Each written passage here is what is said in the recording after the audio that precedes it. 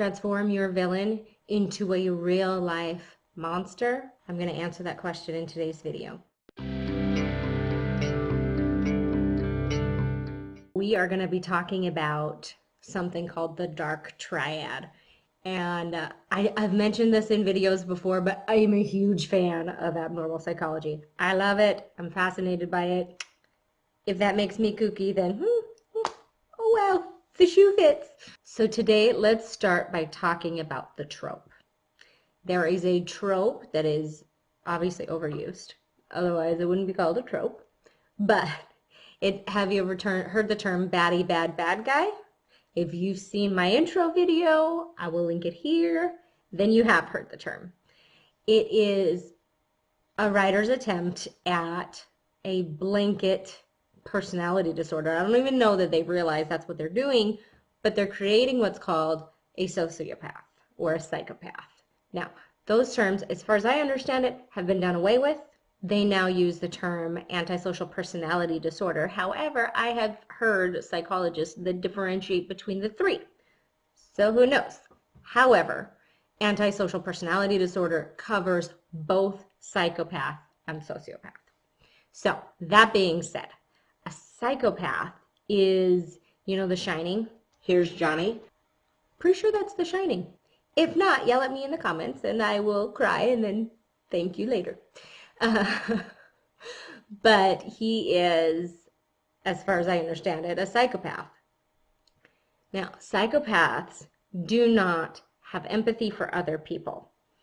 Now, there's the two forms. There is something broken in the brain, and then there is the kind that you're built into it because of circumstances, life choices, and all that fun stuff.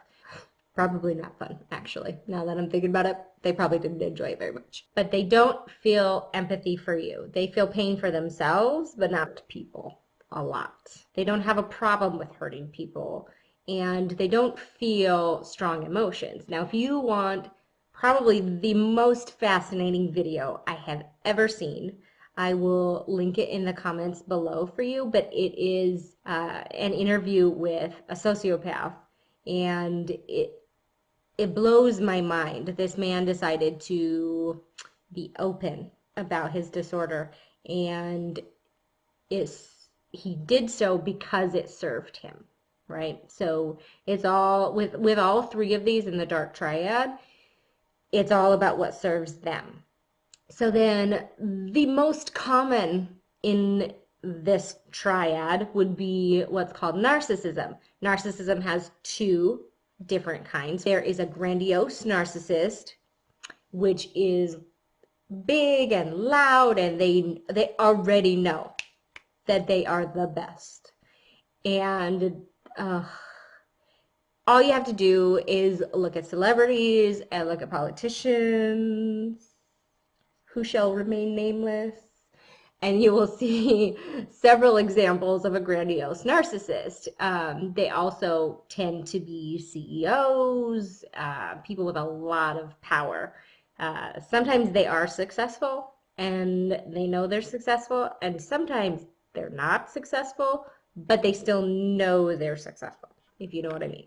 The other type is called a vulnerable narcissist, and instead of sort of this big-headed approach to life, they still are, but they do it in a backhanded way because they feel like the reason their greatness, their genius hasn't been manifested is because the world is against them.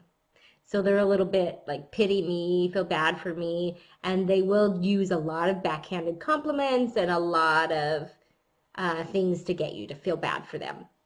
But at the end of the day, they're both still pretty darn selfish. If you read anything about narcissism or you study psychology at all, they say that spectrum, but we can swing really close to the personality disorder, or we can swing the other way where we're fairly selfless and we get selfish in moments where we're sick or vulnerable or things like that. So then the third one on this little fun stool that we have going is called Machiavellian. I really hope I pronounced that right. Yeah. But they are vicious. They really are. So whereas with the narcissist, their goal in life is to get you to praise them. Machiavellian wants power, and he or she will do anything to get it. They will torture, they will murder, they will anything. Now, if these are all kind of mushing and blurring together and they all sound familiar to you, that is because they often come together, meaning they are diagnosed with multiple at the same time. There's a lot of people who really have the personality trait of one, the personality disorder of one, and then there are people, and then they have traits of the other one, and then there are people who have multiple personality disorders. But I'm excited to see what you do with this information. So remember, Machiavellians want power. They're going to torture you to get it. Narcissists are selfish. They want their basic needs met. They want a lot of praise, a lot of accolades, attaboy, attagirls. And then psychopaths and sociopaths, they don't feel empathy and they get a little playful. And they are also fairly self-absorbed, you know? They will work you if the angle works for them. But they are cold. There are two types. There are two types of all of these. Interesting. But really there are two types, and one type is really what you see more often in the movies. The person who lands in jail because they are, or prison rather, because they're a hothead, fly off the handle, that sort of a psychopath. And then you have the cold, calculated, scary ones. They're a lot less obvious, and they hide and they get what they want behind the scenes, and they will still kill and maim and destroy you in any way they feel like serves them. All three of these people, they will destroy you if you get in their way. So it's just kind of an interesting dynamic. So I'm excited to see what you do with this. Re-look at your villains. Find out if they do have one of these personality disorders. Look up these personality disorders and understand it in depth, because you're not going to want to create the baddie bad guy who blows himself up along with everybody else, okay? Just, it kills me. It kills me, you guys. Have clear motivations for your characters going forward. So I hope you liked this. Don't forget to hit like and subscribe and hang out with me so we can learn to write better stories together.